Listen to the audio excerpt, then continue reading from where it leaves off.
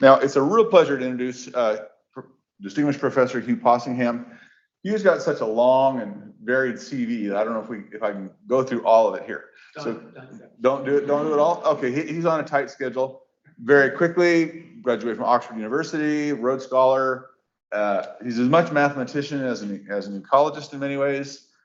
Enormously storied, members of several national academies, almost 700 publications. Not too bad. And anyway, Hugh Possingham, real pleasure to have you here, Hugh. Thank you very much. Yes, failed mathematician, tried to be an ecologist, not very good. I want to be an economist, but I don't understand what they're saying. So they won't let me join the special economics club yet. So if you can be really bad at several things simultaneously and somebody says, you're not a very good ecologist, are you? You say, well, I'm really a mathematician, and then you go on. You just skip around, and then you can never be pinned down. Let me begin by acknowledging the traditional owners of where we are, the Urukandji people. And I think it's always worthwhile reflecting on the fact that they, of course, are the first scientists here, the first environmentalists. They were stewarding the land for tens of thousands of years. And for the next 2 days, I'm at a conference down in Cairns, all about Indigenous knowledge and how it interacts with Western knowledge and how we can use that science, that social science, those learnings, those stories to, well, stop making a bloody mess of the planet, which is more or less what we're doing. I won't do too much doom and gloom about the way the world's a mess, because I'm going to guess you all sort of know that.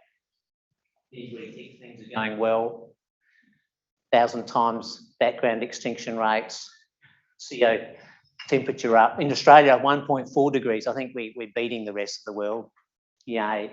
And I think Queensland is one of the worst per capita CO2 polluters in the entire world. We are up there. You know, Australia's very bad. Queenslanders are worse than the average Australian. We're up there with the Saudis, I think, in terms of CO2 productions per person, even and per GDP. But I'll try not to talk about that too much. What I want to talk about is, as a person who started life just really wanting to watch birds, but apparently that doesn't always pay that well, so I ended up being a mathematician. To be honest, and this isn't always the most popular thing to say, I love biodiversity. I like science. I know I'm the chief scientist and I'm meant to love science. As far as I'm concerned, science and mathematics just purely a means to an end. And I'm going to talk about that. I wrote my first angry letter to the newspaper when I was 17 about biodiversity loss, just a few years ago. No, 17, that was 1978. I did my first press conference, 2 press conferences in Parliament House in 1989 at the age of 27. And I had all these angry emails from ANU professors and CSIRO professors saying, Hugh, you shouldn't be doing press conferences in Parliament House in Canberra. You're too young, you're too stupid, you don't know what you're saying. Now, they were right, but I did. And even though then I was an untenured academic as a postdoc at ANU, they said, you've ruined your career. I just think it's so important that we all engage in debate. And all I was doing was arguing about forestry things. Most of my life I've been arguing about vegetation clearance, invasive species, anything that affects biodiversity. But what I want to talk to you about is what are some stories about success and failure. And I haven't got PowerPoints, but I've got very comprehensive notes that fit onto one page of my iPhone. So I do have some messages, but I'm going to transmit them through stories. But just in case I get lost in my stories, messages of this: turn up and join that boring committee. So I vividly remember the number of times my academic colleagues said to me, why are you on that state government committee, that wildlife committee, that federal government committee? I was the first chair of the Biological Diversity Advisory Committee for the nation at a very early age. Why do you do those things? You're wasting your time. That's not a paper. That's not a grant. They were wrong. They were wrong. And I've had that advice from many, many academics for a long time, and it's really, really bad advice. How do you get anything done? You've got to listen. And so those long, boring committee meetings, I sit on 36 boards and committees now, and advisory groups. So 39. 39, I chair 17. If you listen to people, you work out what their problems are, and you can help them deliver solutions. Now, 39 is stupid. Okay, that's partly my job as chief scientist. It's over the top. But I tend to think most academics should be at least on a few, most academics and scientists. And even as a postdoc, PhD student, you should start off with 1 or 2 just to really find out how annoying it is being on any board, committee or advisory group. But you learn after a while that it pays off, and those things have paid off in spades. Thirdly, this is what I got when I got to the University of Queensland in 2000, which is 22 years ago. And I went to the biology department and maths department, and I was in both 50-50. And many of my colleagues were saying to me, well, you're an applied scientist. Applied science is dummy science, isn't it? Because I'm a pure mathematician. I'm an evolutionary biologist. And you're never going to be an important scientist because you're solving problems. And that made me slightly annoyed. When you're on these government committees, you can listen to people and you can listen to their problems. But co-design is co-design. When governments and NGOs and other people tell you what to do, you don't have to obey them. Co-design is co-design. See some examples of that. If you really want to get something done, find a really dedicated, hardworking, very smart, middle-level public servant, and they will drive it through. They will drive. You won't always get access to the top, but somebody who really is smart can get some things done. And then I'll end with the slide of life, which explains everything in the world in 32 words and 7 dot points. There you go. I hope I have to remember it. Okay, let me start with the stories. So one of the first, having turned up to Canberra quite a lot, and I built a good relationship with Senator Robert Hill, I'll come back to that. I was on some threatened species committees. This is 1998, 24 years ago. We just actually got the EPBC Act through. And now I know the Environmental Protection and Biodiversity Conservation Act doesn't really work very well. I apologise. We could make it work, and maybe we will make it work with this government, this federal government coming in, and who knows? It's not a bad act, it just doesn't happen to be enforced. Some of you might have seen our paper suggesting that in Queensland in the last 20 years, 7 million hectares of habitat of listed federal threatened species have been destroyed. 7 million hectares of land in Queensland, habitat has been cleared that contained federally listed threatened species. 90% of it was never even referred to the federal government. That's not an act that's working, I don't think. So I was in these threatened species committees, and they were talking about prioritising investment in threatened species, and I think there's actually been some stuff about the thylacine in the last 2 days. Maybe I should avoid that, about resurrecting the thylacine. But I was listening to this. I was there actually with Mark Bergman, who's another sort of quantitative ecologist, and they basically, in 1998, they looked down, they created the EPBC Act, they had all the listings, critically endangered, endangered, vulnerable, near threatened. And they'd say, right, we've got a bit of money. They actually did spend a bit of money on threatened species, the federal government at that point in time. They spend very little now. And they allocated it to recovery planning and so forth. They looked at the critically endangered species and they got through them, and they probably allocate funds to most of them, and then they get a few of the endangered species. They never got anywhere else. And I said quite naively, you know, what if one of these critically endangered species you're trying to save is probably going to cost you $20, $30 million, $1 million a year for 20 or 30 years, and then you might secure it. But I could show you 20 or 30 plants that are vulnerable and endangered that we could secure pretty well in perpetuity. 10 to 100 times less cost per species. That's triage. You can't do triage. So what are you trying to do? Are you trying to save as many species as possible in this country? Or are you pandering to public opinion? In fact, I pointed out you're already doing triage because we've never spent money on more than half of Australia's threatened species. We've never got anywhere near it. Why don't you actually allocate the funds you think appropriately? And they laughed and they patted me on the head. You could do that in those days. You could pat little people like me on the head and say, go away, you silly little academic, because you can't do that. Why would you actually want to optimise an outcome with a fixed budget? Has anybody ever wanted to optimise an outcome with a fixed budget?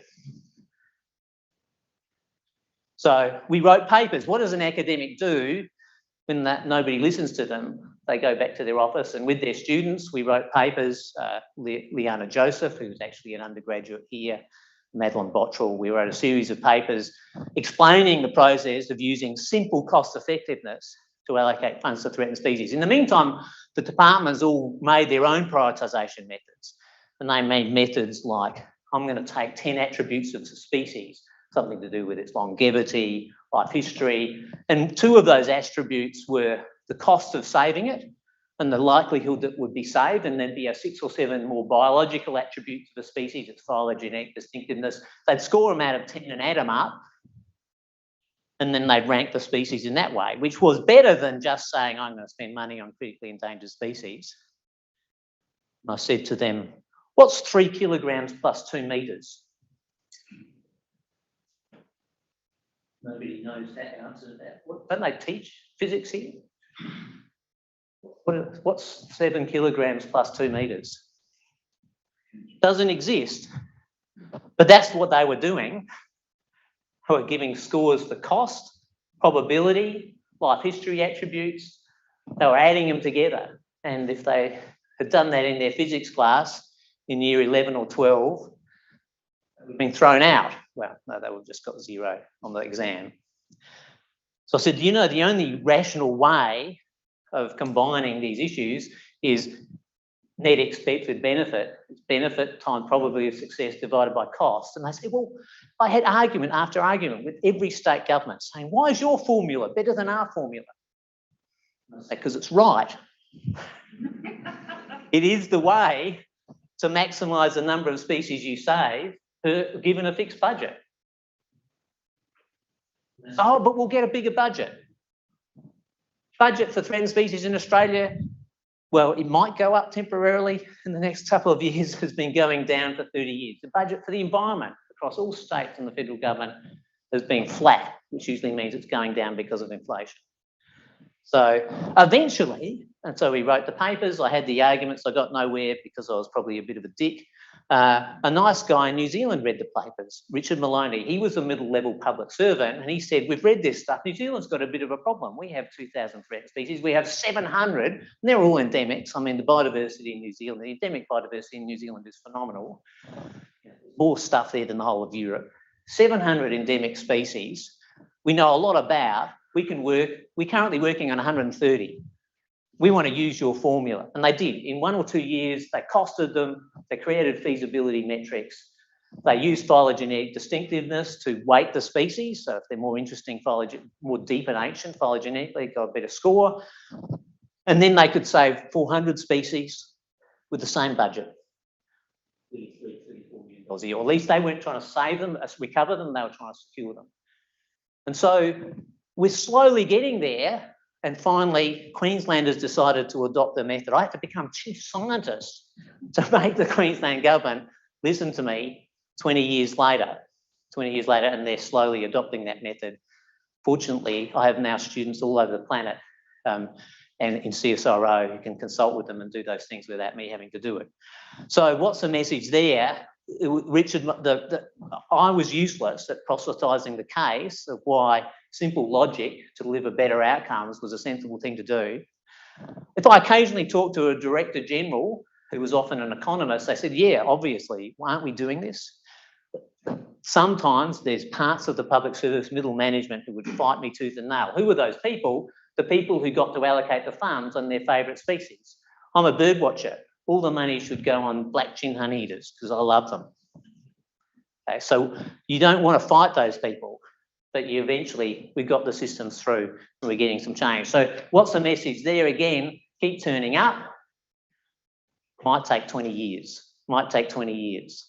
So all these young people here, you're fine. You'll get some things done, but don't give up. Strangely enough, so I say almost every one of the things we've done has taken a long time. I'm going to give you good examples now. I can give you a lot of depressing examples like that, which are a little bit depressing. I'll give you 2 things that might make you think that as scientists and academics, we really can get things done. And when I'll say the word scientist, and I include the social sciences, I include Indigenous knowledge, I include just anything.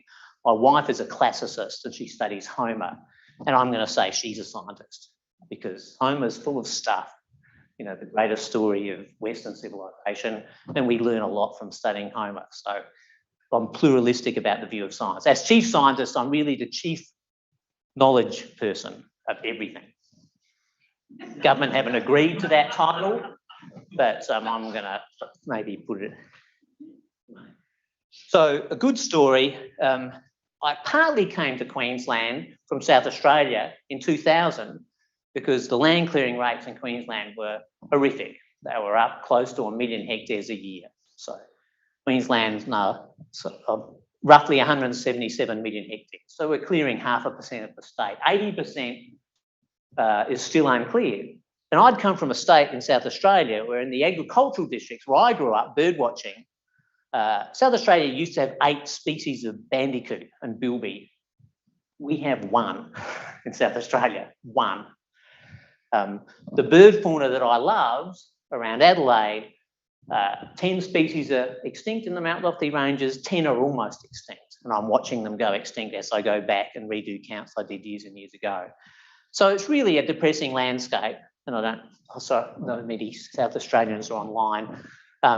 You know, it is a depressing. 85% of the vegetation is cleared, and the clearing doesn't regenerate very well. This is fields of green grass full of invasive species. There's very few native species in those cleared fields.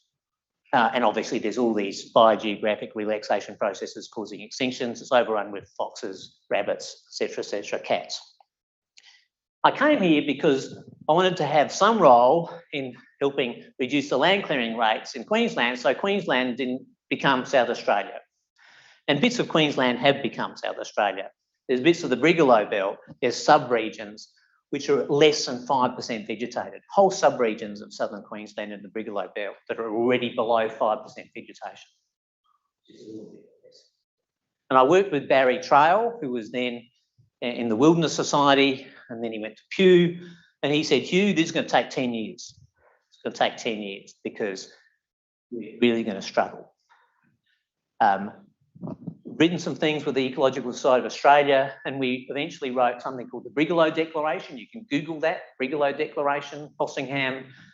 I wrote it first as a letter to John Howard and Peter Beattie, and it was 2 pages and a 3rd page of references, so it looked a bit like science, and 2 pages more or less saying what everybody knows, land clearing has all these negative consequences. I don't think anybody, hopefully in this room, disputes that.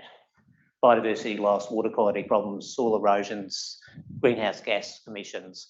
So this is a long time ago. This is 2003. And we sent it and then called it the Brigalow Declaration, did some press releases. And Peter Beattie stood up a month later and he waved this piece of paper. The science is settled, we're going to stop land clearing. Within 3 years, it was down to 50,000 hectares a year, 3 or 4 years. Unfortunately, other things happened like that. Somebody called Campbell Newman reversed all that and we went back up, and now we're sitting back around over 500,000 hectares a year. But saved a few million hectares of woodland and forest. We'll have to save it again. Enormous impact. At that point, land clearing in Queensland considered around 5 to 10% of the nation's greenhouse gas emissions. And it's doing really other bad things. And I thought, well, why did Peter Beattie actually do something? And why did he actually wave a letter written by 2 scientists and had 470 scientists sign on to that Brigalow Declaration? I don't know if anybody here in the room, we've got 470 people from around the country sign onto it. The science is settled. And this is really odd. Why do you think? Is anybody going to wildly guess why Peter Beattie actually did something and 470 scientists asked him to do? There was an election coming on. Yeah, I think he probably thought he wasn't going to get many votes out of it. He knew that he didn't have seats in country areas to lose. So that's one thing. He knew it was probably politically somewhat neutral. I don't know if he think he was going to make votes. At the moment, at one time, I thought there was some scandal and he was just going to cover it up with some good news. And that's another thing that politicians do. Barry and I spoke to him later and he said he just didn't know. This is 2003. The rules came out in 2004. He said, I thought the science was disputed. I have people, other scientists, and I won't name who they are, and I won't name where they work for, but telling me that land clearing is not a problem at all. In fact, it might be good for the environment. Might be really good. So, you know, we sit here and we think some of the science is settled. It is amazing how often the science is not as settled as we might think. So that was, and I said to Barry, you know, you said it was going to take 10 years and it took 4. And of course it went backwards. So we've got to do it all again. So sometimes you never know. You just have to keep going. You have to keep doing the stuff. And it's sort of like all the ducks have to align, which is a terrible analogy because I think that's a duck hunting story. But anyway, you say the ducks align, all the circumstances have to align. And sometimes you just dig out the stuff that you wrote 5, 10, 15 years ago and you keep presenting it to the right people at the right time and you can get somewhere. Final reasonably good story is the rezoning of the Great Barrier Reef. And of course, Grabumba took the lead on that and an incredibly important exercise. I mean, I think most of the world thought that in the late 1990s, the whole Great Barrier Reef was the world's biggest marine park. But you know that only 4.7% was completely protected from fishing. So for some people, it was 95% not marine park. Looks like a marine park on the map. And so the Great Barrier Reef Marine Park Authority set a process around getting a lot of data, getting all marine scientists to decide how we're going to get this rezoning done. And then they said, well, we should get some conservation planners involved. So they asked Bob Pressey, who's here at JCU, and they asked me to turn up and see if we could help them. First thing about that is we were asked very late in the day, and it frustrates me, and some of you will be marine ecologists, some will be terrestrial ecologists, some will be plant physiologists. It does frustrate me enormously how the different parts of environmental science often don't talk. And I'm assuming that's why we're here, Bill, because you are a multidisciplinary, transdisciplinary, fully integrated, happy family. But without being creepy about that. So bottom line is, they actually, I said, we have this software that we built that was at that point called SPEXAN, SPEXAN, which was short for spatially explicit annealing, and they'd used it in some of the regional forest agreements to decide where to put protected areas. So that was the forest wars, right? The early 90s and the mid 90s. And people like myself, David Lindenmayer, were campaigning heavily that we needed to protect a representative sample of all the forests. And all it is, this software, is it says, get me at least 20 or 30% of every kind of habitat and every kind of species in a well-connected, cohesive system that treads on the toes of industry as little as possible, which means it's more likely to happen. That's it. That's the problem. And I can turn that into maths, and me and Ian Ball turned it into software. And when I talked to Grabumba about it, they said this was done for forests, won't work in the sea, because the sea is completely different. Tell me anything about my problem statement that doesn't work in the land or the sea. Get me some of every species and every habitat type in a well-connected system in the way that annoys the fishing community or the forestry community as little as possible. They work equally well. So we went away and they gave us a huge amount of money. They gave us $15,000 to redesign. We were poor. And Ian didn't have a scholarship. $15,000 to redesign the software. And we did do some things to the software. The best thing we did to the software was renamed it from SPEXAN to Marxan. It doesn't mean anything, MAR. And so now it's marine reserve design software, isn't it? And we did do some changes and we made it better. We spent a lot more than $15,000 worth of work. And they used it and informed the rezoning. It didn't drive the rezoning. It's just part of the intellectual process. That software now has been used in more than 100 countries. What did we do with it? you might think, oh, you've got some software that's now just created the world's biggest marine protected area or assisted in the creation of the world's biggest marine protected area. You should go and make some money, shouldn't you? And I probably should have.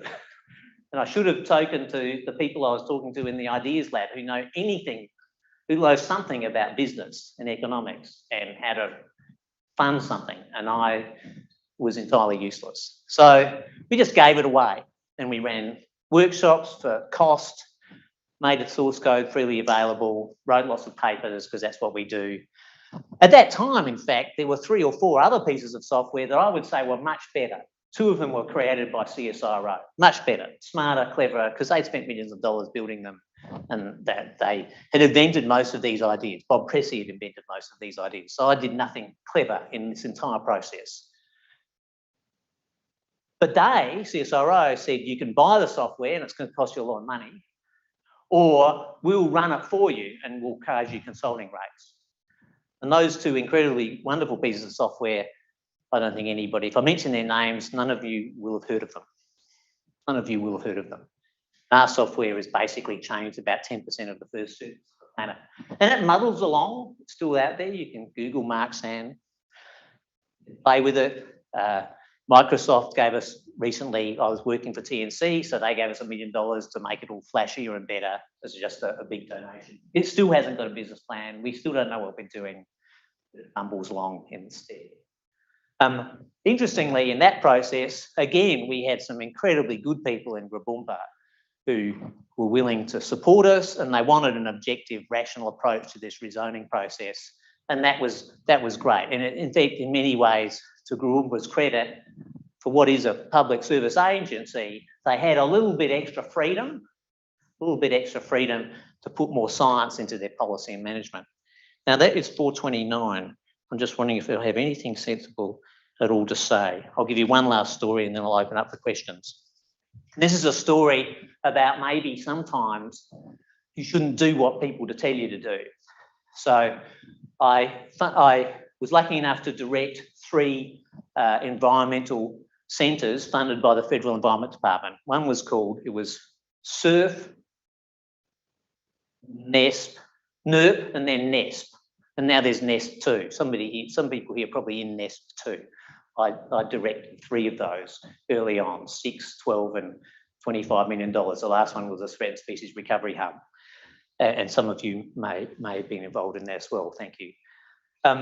Early in the middle of those processes, we said to the federal government in Canberra, we said, I think you really need some good biodiversity offsetting rules for actually deciding, okay, there's a coal mine, how are we going to do the offsetting? You know, do you just protect some areas? At the point in time, they were largely saying, if you destroy 200 hectares here, you just need to take 200 hectares somewhere else and turn it into a park.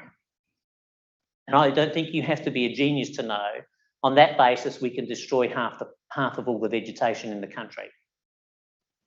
Save half. And in fact, there are disputes now because sometimes people are going to mine the offset, which then you get the half of the half.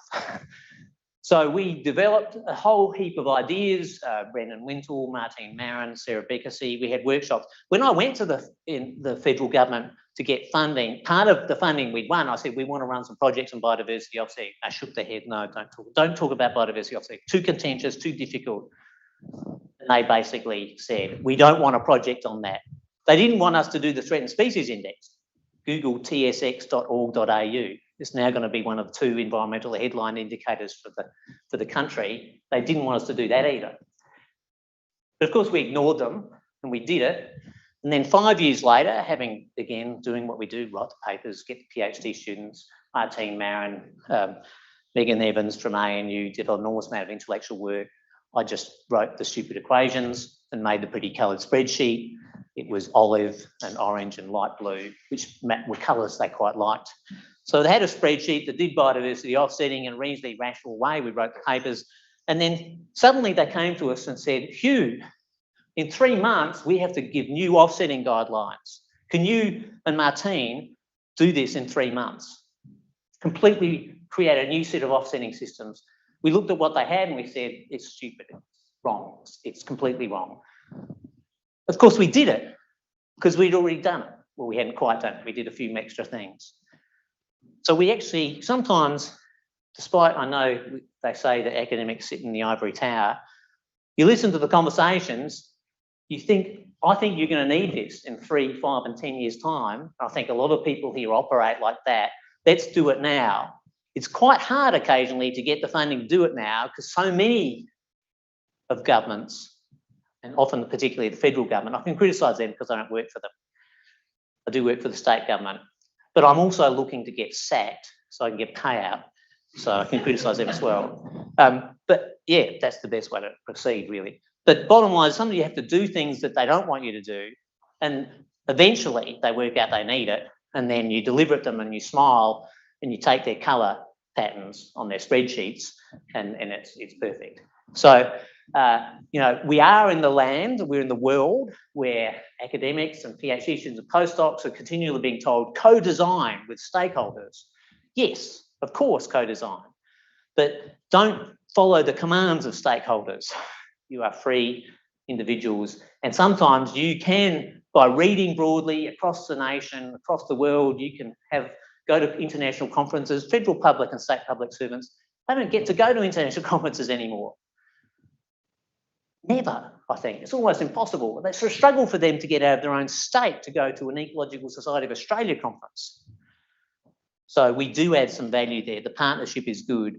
And often those long conversations, those meetings give you ideas that again, eventually get implemented. That federal biodiversity offsetting calculator, which I would never say was perfect, has now been mimicked in several countries around the world. And it's stood the test of time. It's been around for 10 or 15 years. It probably needs a refresh. It was certainly better than what we had before. I'm not going to say I would defend it to the death. It's not a perfect offsetting scheme. In fact, you could ask me, isn't offsetting a horrible and terrible thing? And I'd probably say, yeah, probably, but there you go. So I offer you despair and hope simultaneously, I hope, that having had 92 PhD students, 80 postdocs and 70 honours students, they say to me, Hugh, why are you optimistic? And I said, there is nothing else you can do. Thank you very much.